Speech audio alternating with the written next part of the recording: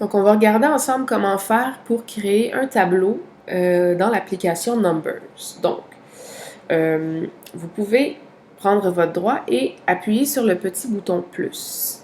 À chaque fois que vous voulez ajouter quelque chose, que ce soit du texte, une forme, un graphique, un tableau, vous devez appuyer sur le petit bouton plus. Nous, on veut ajouter un tableau. Donc, on a des choix qui s'offrent à nous. Si on bouge le doigt, on voit qu'on change de page. On a différents types de tableaux avec différentes couleurs qu'on peut choisir. Donc, on va en prendre un au hasard. On va prendre celui-là, tiens. Et là, le tableau s'affiche sur la feuille de calcul de Numbers. Et là, vous pouvez ajouter ou enlever des colonnes et des lignes à votre tableau. Si vous appuyez sur le petit signe qui ressemble un peu au bouton pause qu'on retrouve sur les appareils qui servent à lire de la musique, vous cliquez dessus et ça va ajouter une colonne. En appuyant, on retrouve le même bouton en fait au niveau des lignes. Donc si on appuie dessus, on ajoute une ligne. Si on veut enlever des colonnes ou des lignes, il suffit d'appuyer sur celle qu'on veut enlever. Hop. Et là, vous voyez, il y a des options qui apparaissent en haut. Nous, on va faire supprimer. Et ça l'enlève automatiquement. Et je peux faire la même chose avec les lignes. Hop, supprimer. Et ça enlève la ligne dont je n'ai pas de besoin. Donc, à l'intérieur des tableaux, vous pouvez sélectionner ce qu'on appelle des cellules.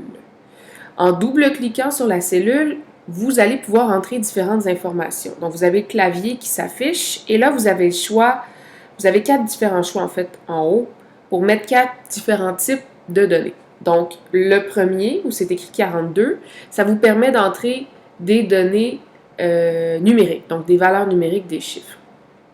Si vous appuyez sur le symbole à côté, qui ressemble un peu à un L, ça vous permet d'entrer des valeurs de temps. Donc, que ce soit des années, mois, jours, une date, une durée, ce genre de choses-là.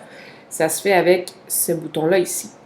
Le bouton suivant, qui est un T majuscule, ça vous permet d'entrer du texte dans la cellule. Vous pouvez aussi avoir accès, bien sûr, aux numéros et aux virgules et autres de votre clavier.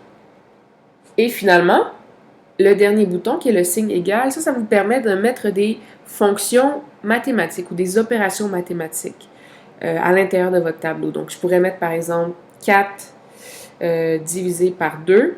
Je fais Enter et c'est la réponse qui apparaît dans la case. On regardera ça un petit peu plus tard ensemble, comment ça fonctionne plus en détail. Hop. Quand vous avez entré des valeurs ou du texte à l'intérieur de vos cellules, vous pouvez ensuite aller toucher sur le petit pinceau en haut à droite.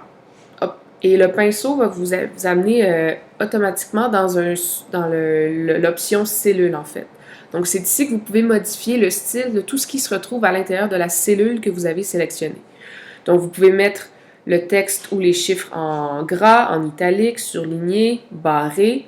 Vous pouvez changer la façon dont le texte est aligné à l'intérieur de la cellule. Et aussi, si vous voulez que le texte apparaisse en haut de la cellule, au centre de la cellule et en bas de la cellule. Vous pouvez aussi jouer sur la couleur de la cellule. Si vous voulez changer le remplissage, vous voulez que ça soit une autre couleur. Par exemple, moi, je pourrais mettre ça en bleu. Je sélectionne le bleu et on voit que la couleur de la cellule change. Vous pouvez aussi changer le style de bordure. Donc, faire en sorte que votre cellule ait une bordure tout autour d'elle. Vous pouvez décider que ça soit qu'il y ait une bordure au complet tout autour de la cellule. Vous pouvez décider que ce soit juste en haut, juste en bas, à gauche, à droite, etc., etc. Donc ça, ce sont des options qui s'ouvrent à vous.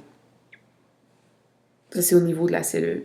Si vous appuyez sur Options de texte, ça vous permet de sélectionner la couleur du texte que vous souhaitez écrire.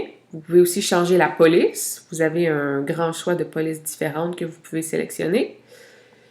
Et vous pouvez aussi modifier la taille. Si vous voulez que le texte apparaisse plus gros ou plus petit, vous pouvez jouer là-dessus à ce niveau-là. Je continue dans l'option, pas dans l'option, mais dans le menu avec le petit pinceau. Vous pouvez aussi changer d'autres aspects de votre tableau. Par exemple, si je vais dans En-tête, les en-têtes, c'est quoi? C'est les endroits où on va écrire, par exemple, le titre de nos lignes et le titre de nos colonnes. Donc, dans mon tableau ici, ça serait la rangée qui est complètement en gris ici et la ligne qui est complètement en vert. Donc, rang d'en-tête, c'est au niveau des lignes. Donc, je pourrais décider que moi, je veux 2 rangs d'en-tête. Donc, je veux 2 lignes où je vais pouvoir écrire le titre de mes colonnes, par exemple. Colonne d'en-tête, ça, c'est la partie en gris. Je pourrais décider que je veux 2 ou plusieurs colonnes d'en-tête pour pouvoir écrire le titre de mes lignes. Donc, ça se joue ici. Vous voyez ce qui se passe. Quand je fais plus, ça rajoute des lignes vertes. Et quand je fais plus ici, ça rajoute des colonnes grises. Donc, ça, habituellement, on s'en sert pour identifier le titre de nos lignes ou le titre de nos colonnes. Au niveau de tableau, eh bien, ça, c'est... Supposons que je suis en train de faire mon tableau, puis je me rends compte que j'aime pas trop la couleur vert-grise, j'aime pas l'effet que ça fait.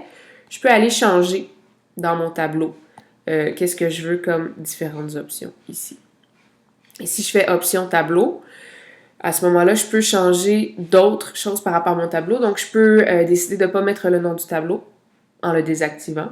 Je peux décider de ne pas mettre de bordure autour de mon tableau en le désactivant. Et je peux aussi décider de ne pas mettre de rang alterné. C'est-à-dire que, vous voyez en ce moment, là, dans les lignes de mon tableau, c'est blanc, gris, blanc, gris, blanc, gris. Si je désactive cette fonction-là, tout mon tableau va être blanc. Donc, ça, c'est quelque chose que vous pouvez aussi changer. Dans Options de quadrillage, vous pouvez changer la façon dont votre tableau est quadrillé. Donc, je pourrais désactiver les lignes horizontales et à ce moment-là, il n'y a plus de lignes horizontales qui apparaissent dans mon tableau. Je pourrais aussi désactiver ligne, colonne en tête. À ce moment-là, mes en-têtes ne sont plus déterminés, délimités en fait, pardon, par des lignes. Et je peux faire la même chose avec les lignes verticales, vous voyez, qui ont disparu, et les lignes de rang en en-tête que j'avais enlevées, que je peux remettre à ce moment-là. Donc ça, ce sont des petites choses que vous pouvez faire avec votre tableau. Finalement, si on va dans Format, ça, je vous conseille de ne pas toucher à ça, en fait, de laisser ça à automatique. Comme ça, quand vous écrivez quelque chose dans les cellules du tableau, le tableau va détecter automatiquement quel genre de données vous êtes en train d'écrire. Est-ce que ce sont des nombres? Est-ce que ça a rapport aux devises monétaires? Est-ce que c'est des pourcentages? Est-ce que c'est la date et l'heure, la durée, etc., etc.? Si vous laissez ça sur automatique, votre tableau est capable de trouver lui-même qu'est-ce que vous êtes en train de faire. Donc ça, c'est pour le tableau. Petite dernière chose, si vous voulez, comme là ici, le titre du tableau, c'est tableau 2, je pourrais décider de le changer. Il suffit d'appuyer dessus et de double-cliquer. Et là, le clavier s'ouvre et je peux aller changer le titre de mon tableau que je pourrais appeler tableau test, par exemple. Terminé. Et voilà. Donc ça, c'est ce que je peux faire avec mon tableau. Si vous appuyez sur le tableau ensuite, ça va être facile. Vous pouvez